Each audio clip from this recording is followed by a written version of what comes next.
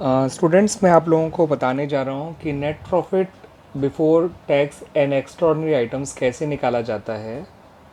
मैं बात कर रहा हूँ आप लोगों से कैश फ्लो स्टेटमेंट की। और कैश फ्लो स्टेटमेंट में आप जानते हैं कि जब ऑपरेटिंग एक्टिविटीज़ बनाई जाती है तो उसमें सबसे पहले net profit before tax and extraordinary items निकाला जाता है। उसके बाद आगे के सारे काम किए जाते हैं। तो बच्चों, मैं आपको बताने जा रहा हूँ कि how to calculate net profit before tax and extraordinary items. और फिर मैं इससे जुड़े हुए कुछ क्वेश्चंस भी आपको जो है of the book T S Grewal दिखाऊंगा करके। ठीक है, ताकि आपको और क्लैरिटी हो सके, इनके बारे में क्लैरिटी हो सके। ठीक है बच्चों, तो देखिए, नेट प्रॉफिट बिफोर टैक्स निकालने के लिए सबसे पहले करना क्या चाहिए। What you have to do, you have to take the profit as per balance in statement of P and L.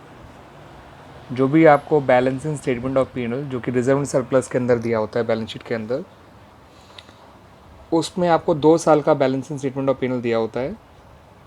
ठीक है बच्चों, तो उसके हिसाब से जो उनका डिफरेंस होता है, that is your profit as per balance in statement of P and L. It can be a loss also, अगर आपका जो है डिफरेंस नेगेटिव आता है तो। ठीक है, पॉजिटिव आया तो वो प्रॉफिट है, नेगेटिव आया तो वो लॉस है। तो you have to start with the profit as per balance statement of पे।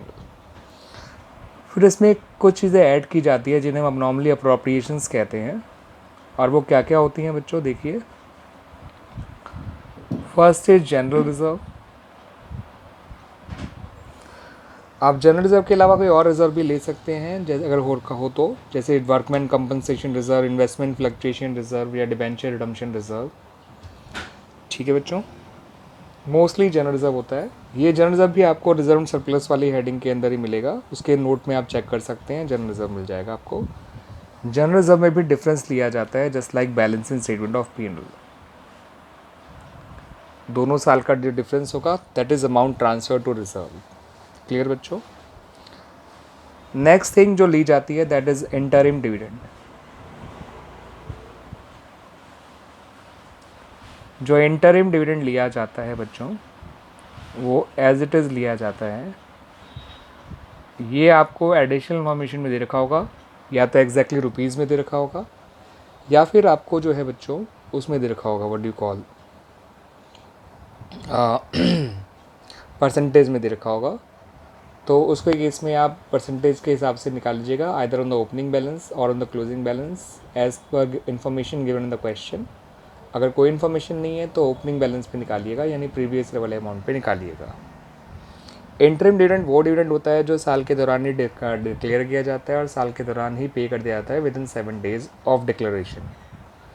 ठीक है बच्चों, तो ये हो गया इंटरिम डिविडेंड। अगली चीज़ होती है propose dividend.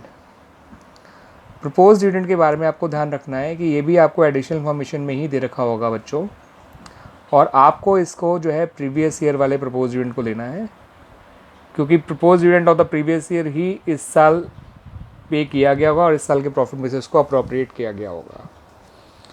Because current year का जो प्रपोज डिविडेंड होता है उसको as a contingent liability show किया जाता है, यानी नोट्स टू अकाउंट में शो किया जाता है, not in the balance sheet. Additional information में ही उसके बारे में मैंशन होता है। ठीक है, उसको आपको दे भी रखा होगा दोनों ईयर का, तो आप केवल प्रीवियस ईयर को लीजिएगा।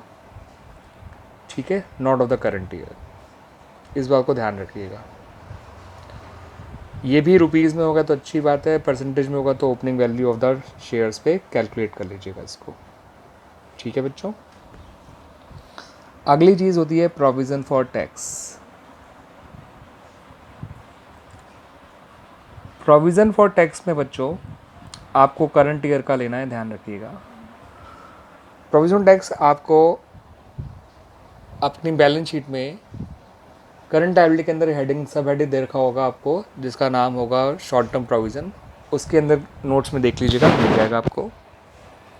और प्रोविज़न फॉर टैक्स आपको बच्चों करंट ईयर वाला लेना होता है, तो दोनों साल का आपका दे रखा होगा, आपको उसमें करंट ईयर वाले टैक्स को लेना होगा। ठीक है, या फिर अगर एडिशनल इन्फॉर्मेशन है अबाउट द टैक्स तो आपको प्रोविजनल टैक्स अकाउंट बनाना पड़ेगा। द जस्ट लाइक दिस, और उसमें जो प्रोविजनल टैक्स मेड होगा वो लेंगे आप। वो टैक्स कुछ ऐसा अकाउंट कुछ ऐसा होता है प्रोविजनल टैक्स का। आप लिखेंगे बच्चों प्रोविजन फॉर टैक्स अकाउंट, यहाँ लिखेंगे बाय बैलेंस ब्रॉट डाउन, यहाँ पे प्रीवियस ईयर वाला बैलेंस ले लीजिएगा, यहाँ लिखेंगे टू बैलेंस कैरेट डाउन, यहाँ पे आप करंट ईयर वाला बैलेंस ले लीजिएगा, यहाँ लिखिएगा टू बैंक जिसमें टैक्स पेड आ जाएगा, और यहाँ लिखिएगा by statement of profit and loss, इसमें प्रोविजनल टैक्स मेड होगा, आपको यही वाला लेना है यहाँ पर। ध्यान रखिएगा बच्चों, इसमें इतनी ही चीज़ें आती हैं गिनती की, ठीक है। दो चीज़ें डेबिट साइड में, दो चीज़ें क्रेडिट साइड में आती हैं, और जो दो चीज़ें क्रेडिट साइड में आती है वो एक ओपनिंग बैलेंस आता है और एक आपका provisional tax made during the year होता है। तो आपको एडिशनल इन्फॉर्मेशन में या तो टैक्स पेड दे रखा होगा या प्रोविजनल टैक्स मेड दे रखा होगा। मेड दे रखा है तो पेड निकाल लीजिए, पेड दे रखा है तो मेड निकाल लीजिए, ठीक है बच्चों। और अगर कोई एडिशनल इन्फॉर्मेशन है ही नहीं तो करंट ईयर वाले को जो है उसको ही मेड मान लीजिएगा, इसको यानी, और प्रीवियस ईयर वाले को पेड मान लीजिएगा, अकाउंट बनाने की ज़रूरत नहीं पड़ेगी।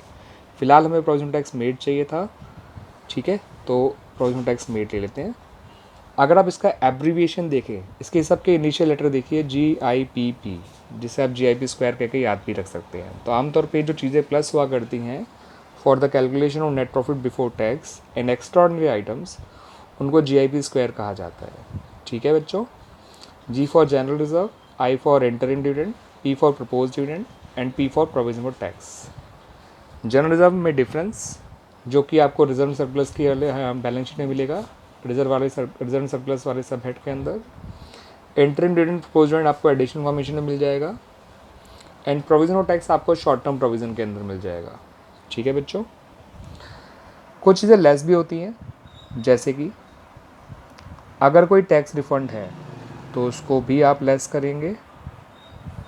अगर कोई एक्स्ट्राऑर्डिनरी इनकम है, जैसे इंश्योरेंस क्लेम रिसीव वगैरह, या वॉलंटरी कंपनसेशन रिटायरमेंट पेड, वो तो खैर एक्स्ट्रा लॉस हो गया, उसे माइनस कर दीजिएगा। कोई एक्स्ट्राऑर्डिनरी इनकम है तो माइनस कर दीजिएगा, जैसे मेनली इंश्योरेंस क्लेम रिसीव्ड, ठीक है।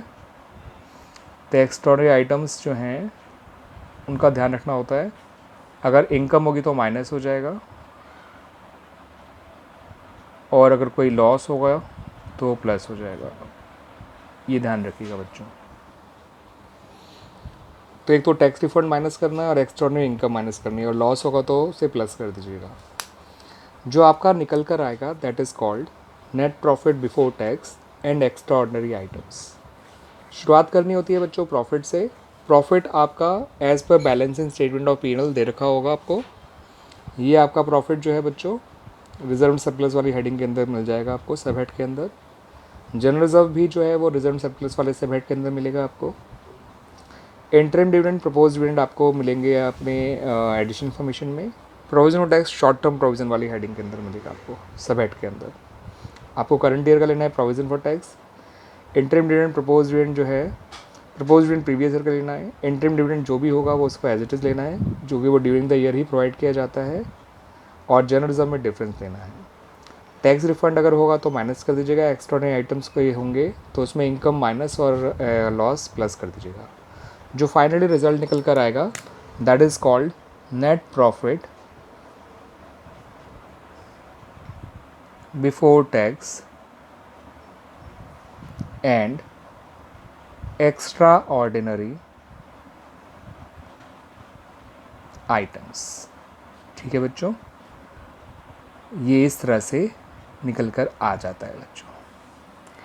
मैं इससे जुड़े हुए कुछ क्वेश्चन अभी डिस्कस भी करूंगा आप लोगों से, ताकि आपको और क्लियर हो जाए बच्चों, ठीक है। इस पर्टिकुलर वीडियो में इसके फॉर्मेट को ही मेरे को समझाना था। अपने नेक्स्ट वीडियो में that is part 2 of this particular net profit before tax, उसमें मैं आपको समझाऊंगा about the calculation while solving the questions, and मैं क्वेश्चन जो आपको कराऊंगा वो TS ग्रेवाल के होंगे 2020 एडिशन के। थैंक यू बच्चों।